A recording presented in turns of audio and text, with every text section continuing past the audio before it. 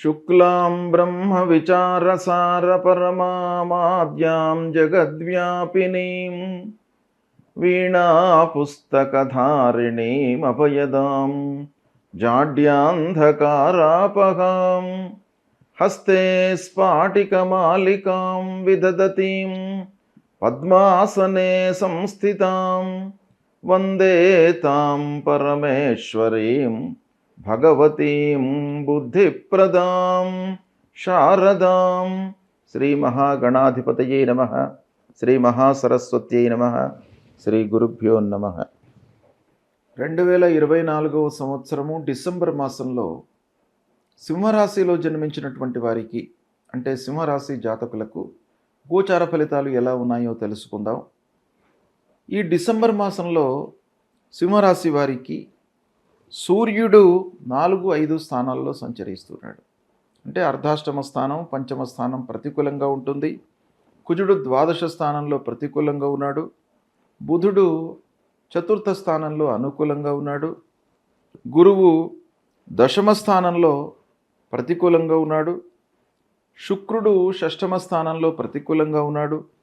శనేశ్వరుడు సప్తమ స్థానంలో సంచరిస్తున్నాడు, ప్రతికూలంగా ఉన్నాడు. రాహు అష్టమ స్థానంలో ప్రతికూలంగా ఉన్నాడు. కేతువు 2వ స్థానంలో ప్రతికూలంగా ఉన్నాడు. ఈ విధంగా చూసినట్టయితే సింహరాశి జాతకులకు ఈ డిసెంబర్ మాసంలో అన్ని గ్రహాలు, బుధుడు మినహాయించి అన్ని గ్రహాలు కూడాను ప్రతికూలంగానే ఉన్నాయి. కాబట్టి గ్రహస్థితి మూలకంగా ప్రతికూల ఫలితాలే ఎక్కువగా కనబడుతున్నాయి. కనుక వ్యాపారస్తులకు మట్టుకు కొంత అనుకూలంగా ఉంటుంది. వ్యాపారం చేస్తున్నటువంటి వాళ్ళకి పెద్ద లెవెల్లో ఆశించినటువంటి ఫలితాలు లేకపోయినప్పటికీ వ్యాపారము, క్రయ విక్రయము కొనసాగుతుంది, సంతృప్తిగానే ఉంటుంది. అది ఒక ఊరటను కలిగించేటువంటి అంశం. ఇక ఉద్యోగస్తులకు ఆఫీసులో ప్రశాంతత లేకపోవడము, అనవసరమైనటువంటి గొడవలు, తోటి ఉద్యోగులతో, పై అధికారులతో మనస్పర్ధలు, చిన్నపాటి అనారోగ్య సమస్యలు కూడాను గోచరిస్తున్నాయి. కనుక జాగ్రత్తలు తీసుకోవాలి.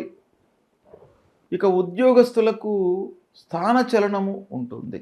ఉన్నటువంటి ఆ స్థితి నుంచి తప్పించి వేరే పని అప్పజెప్పేటువంటి అవకాశాలు ఉన్నాయి. కనుక కొంత జాగ్రత్తగానే ఉండాలి ఉద్యోగస్తులు.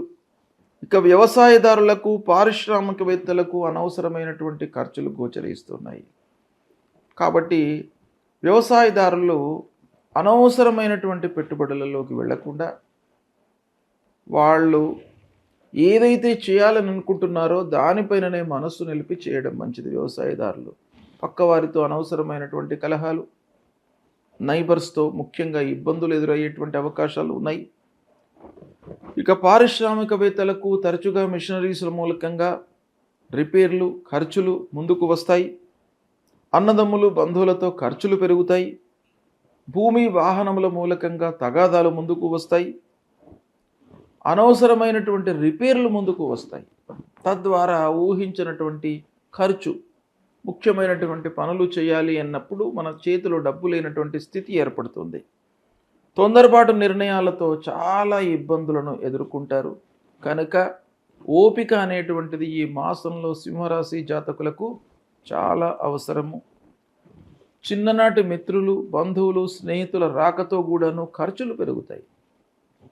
ఒక పక్కన కొంత సంతోషము ఉన్నప్పటికీ అనవసరమైనటువంటి ఖర్చుల మూలకంగా ఇబ్బందులు, ప్రారంభించినటువంటి పనులు ఆలస్యంగా ముందుకు సాగుతాయి. కొన్ని పనులు నిలిచిపోతాయి. మధ్యలో మనకు ఆగిపోవడం మూలకంగా ఆర్థిక బర్డెన్ పెరిగేటువంటి అవకాశాలు బాగా ఉన్నాయి. వృత్తిపరంగా సమస్యలు ముందుకు వస్తాయి. ఇక ఆదాయంలో హెచ్చుతగ్గులు కనబడుతున్నాయి. దాని మూలకంగా మనం ఏ పని కూడాను చేయలేనటువంటి స్థితి మనకు ఏర్పడుతుంది. మనకు డబ్బు అన్నిటికీ ప్రధానమైనటువంటిది కనుక ఆ రాబడి అనేటువంటిది హెచ్చుతగ్గులు, ఎంత వస్తుందో మనకు తెలియదు, ఎంత ఖర్చు అవుతుందో తెలియదు. అలాంటప్పుడు మనము పనులను సంతృప్తిగా చేయలేము. అలాంటి స్థితి ఏర్పడేటువంటి అవకాశాలు ఉన్నాయి. రావాల్సినటువంటి డబ్బు అందకపోవడం మూలకంగా ఇబ్బందులు, ఇంటి వాతావరణం కూడాను అసంతృప్తిగా ఉంటుంది. ఇక అనవసరమైనటువంటి చర్చల మూలకంగా మనస్తాపానికి గురవుతారు. వ్యాపారస్తులు ఇండివిజువల్గా వ్యాపారం చేసుకునేటువంటి వాళ్ళకి ఇబ్బంది లేదు, కానీ పార్ట్నర్షిప్లో వ్యాపారం చేస్తున్నటువంటి వాళ్ళకు మటుకు కొంత ఇబ్బందులు కనబడుతున్నాయి. ఆకస్మికమైనటువంటి ఆటంకాలు, ప్రయాణాల వలన ఖర్చులు, అలసట, శారీరక ఇబ్బందులు, మానసిక ఇబ్బందులు, అనవసరమైనటువంటి ఆలోచనలు, భయాందోళనకు గురి కావడము, ఇలాంటివన్నీ కూడాను ప్రతికూలమైనటువంటి ఫలితాలు ఎక్కువగా కనబడుతున్నాయి. కనుక జాగ్రత్తగా నిర్ణయాలు తీసుకోవాలి. అయితే ఓవరాల్గా మనం చూసినట్టయితే ముఖ్యమైనటువంటి గ్రహాలతో పాటు సూర్యుడు, కుజుడు, శుక్రుడు, గురు, శని, రాహువు, కేతువు అన్ని గ్రహాలు కూడాను ప్రతికూలంగా ఉన్నాయి. కనుక సూర్యభగవానుడికి పరిహారం చేసుకోండి. సూర్యభగవానుడికి కేవలం నమస్కారం మూలకంగానే సూర్యుడు అనుగ్రహిస్తాడు మనకు. కనుక నమస్కార ప్రియో భానుహు అన్నారు. కేవలము మీరు 12 వారము సూర్యభగవానుడికి నమస్కారం చేసుకున్నట్టయితే మీకు ఆరోగ్య సమస్యలు దూరం అవుతాయి, మనకు మానసికమైనటువంటి ఇబ్బందులు లేకుండా ఉంటాయి. ఇక అనవసరమైనటువంటి కలహాలు, ఆందోళనలు, భయము ఇవన్నీ కూడాను దూరం కావడానికి సుబ్రహ్మణ్యేశ్వర స్వామిని ప్రతినిత్యం కూడాను కొలవండి. ధరణి గర్భసంభూతం విద్యుత్ కాంచన సన్నిభం కుమారం శక్తిహస్తంచ మంగళం ప్రణమామ్యహం అనేటువంటి ఈ మూల మంత్రాన్ని చదువుకోండి. ఇది చదువుకోవడం మూలకంగా మీకు ధైర్యం వస్తుంది. అనవసరమైనటువంటి విషయాలలో తల దూర్చకుండా ఉంటారు. లక్ష్మీ నరసింహస్వామి యొక్క కరుణా కటాక్షంతో మీకు పనులు ముందుకు జరుగుతాయి. ఇకపోతే గురు భగవానుడు దశమంలో ఉన్నాడు. ఆ గురువు యొక్క అనుకూలత కూడాను కావాలి.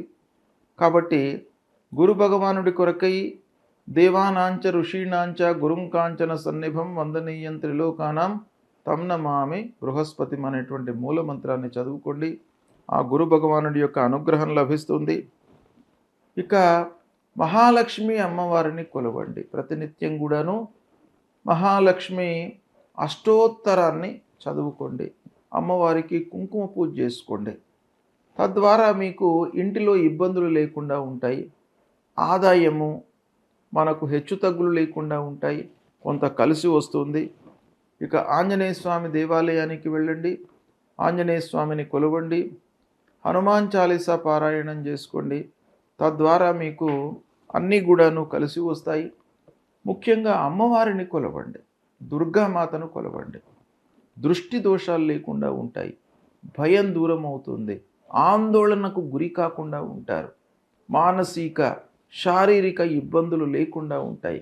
కాబట్టి దుర్గామాత దేవాలయానికి వెళ్ళండి. విఘ్నేశ్వరుణ్ణి పూజించండి.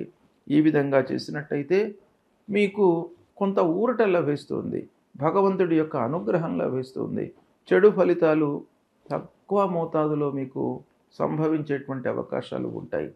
కాబట్టి ఈ చెప్పినటువంటి పరిహారాలను మీరు పాటించండి. శుభ ఫలితాలను పొందుతారు. శుభం.